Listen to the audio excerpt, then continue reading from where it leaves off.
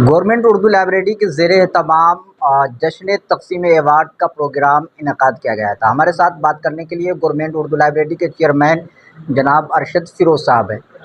Chairman साहब, आज जो जश्न तक़सीम अवार्ड प्रोग्राम रखा गया, इस प्रोग्राम के सिलसिले में कुछ बताइए आप। जी, लगभग 3 साल से हम लोग ये अवार्ड देने का सिलसिला शुरू किए हैं, जिसमें कि हर साल 2 बार अवार्ड फंक्शन किया जाता है, जिसमें दोनों बार में 10-10 लोगों को इसमें हम लोग मुंतखब कर के उनको अवार्ड देने का सिलसिला कर रहे हैं, इसकी कोशिश करते हैं। तो ये हम लोगों का 5वां अवार्ड के बाद ये छठा अवार्ड प्रोग्राम था। 3 सालों में ये छठा अवार्ड फंक्शन था। इसमें वैसे लोगों को सिलेक्ट किया जाता है, मुंतखब किया जाता है जो कि उर्दू अदब में, उर्दू शायरी में या फिर उसके बाद उर्दू सहाफ़त में जिन्होंने बहुत नुमायाँ खिदमात दिए हों या कर रहे हों, वैसे लोगों को इसमें हम लोग अवार्ड से नवाजने की कोशिश करते हैं। उन लोगों का इंतखाब कैसे होता है और क्या चीज़ देखकर इंतखाब किया जाता है? इसका बहुत ऐसा तो पैमाना नहीं है कि किस उनकी सलाहियत को देखने का, लेकिन हम लोगों को अब काफ़ी एक्सपीरियंस हो चुका है। और दूसरी बात ये है कि जो एक एग्जीक्यूटिव कमेटी है, एग्जीक्यूटिव कमेटी में हमारे यहाँ 11 मेंबरान हैं। सारे लोग जो नाम का फ़हरिस्त आता है तो बहुत सारे नाम आते हैं, सहाफ़ियों को भी, शायरों की भी नाम आता है, अदीबों का भी नाम आता है। उसको हम लोग एग्जीक्यूटिव कमेटी की मीटिंग में रखते हैं और उसमें कुछ ऐसे लोग हैं जो कि किसी ख़ास में एक्सपर्ट होते हैं। जैसे कि अगर प्रोफ़ेसर अलीमुल्लाह हाली साहब की बात की जाए तो उनको यहाँ के बिहार के शायर और अदीब के बारे में उनको काफ़ी मालूमात है, तो उनका जो मालूमात है उसका हम लोग सहारा लेते हैं। अनवारुल हुदा साहब हैं जो कि एक सरकर्दा सहाफ़ी हैं, उनको भी काफ़ी लोगों से जानकारी रहती है सहाफ़त के मैदान में क्या हो रहा है। ये 2 हम लोगों के ख़ास तौर से जो सलाह देते हैं। उसके अलावा एग्जीक्यूटिव कमेटी में अकबर रज़ा जमशेद साहब हैं, रिटायर्ड डिस्ट्रिक्ट जज हैं, जो कि एक बहुत ही मुअद्दिर शख्सियत हैं। उसके अलावा नसीमुद्दीन अहमद साहब रिटायर्ड, वो एजुकेशन सर्विस से हैं, वो हैं। उसके बाद मदरसा शमसुल हुदा के प्रिंसिपल वो रहते हैं और पटना यूनिवर्सिटी के शोबा उर्दू के हेड ऑफ़ द डिपार्टमेंट हैं। तो इस तरह से सारे लोग मिलजुल करके हम लोग नाम को सेलेक्ट कर पाते हैं। और अभी तक कितने सहाफ़ियों और कितने अदीबों को अवार्ड दिया जा चुका है?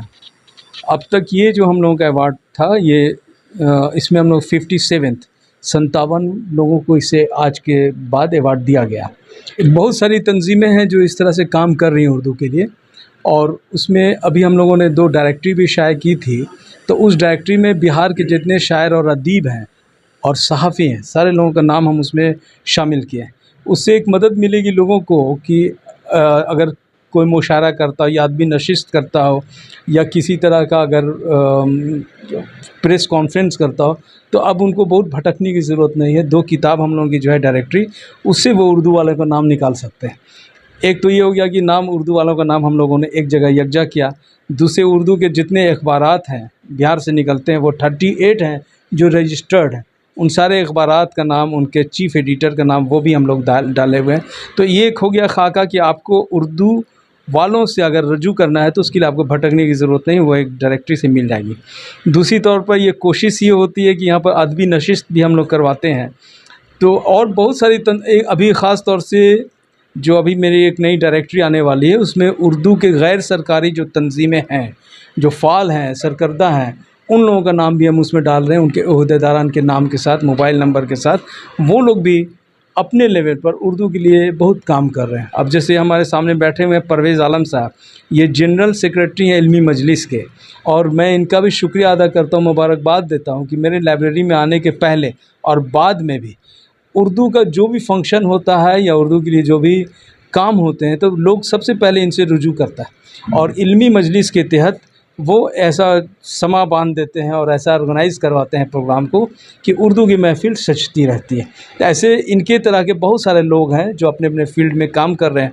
हम लोगों को भी जहाँ पर गुंजाइश होती है, जैसे आपको बताया शायद हमने क्या नहीं कि हमारा जो फर्स्ट फ्लोर है, फर्स्ट फ्लोर पर उर्दू के रिसर्च स्कॉलर्स के लिए ख़ास तौर से इंतज़ाम किया गया है कि उर्दू के रिसर्च स्कॉलर्स हैं और प्रोफेसरान के बैठने का भी इंतज़ाम है। तो एक बहुत अच्छा माहौल वहाँ पर हमने बनाया है कि वहाँ पर जो उर्दू की खिदमत के लिए या उर्दू के फ़रोग़ के लिए वहाँ पर अच्छा काम हो सकता है।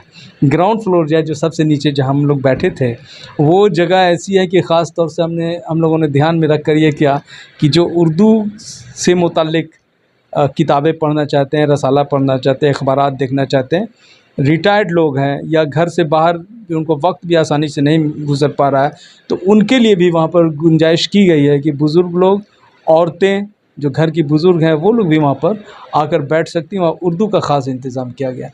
देखिए, इसमें जो 2 तरह का अवार्ड दिया जा रहा है, जो कुछ लोगों को आज हम लोगों ने लाइफ़ टाइम अचीवमेंट अवार्ड दिया, जिन्होंने उर्दू के लिए बहुत खिदमत की है और आगे भी वो लोग कर ही रहे हैं, लेकिन वो इतने खिदमत कर चुके हैं कि उनकी पज़िराई होनी चाहिए।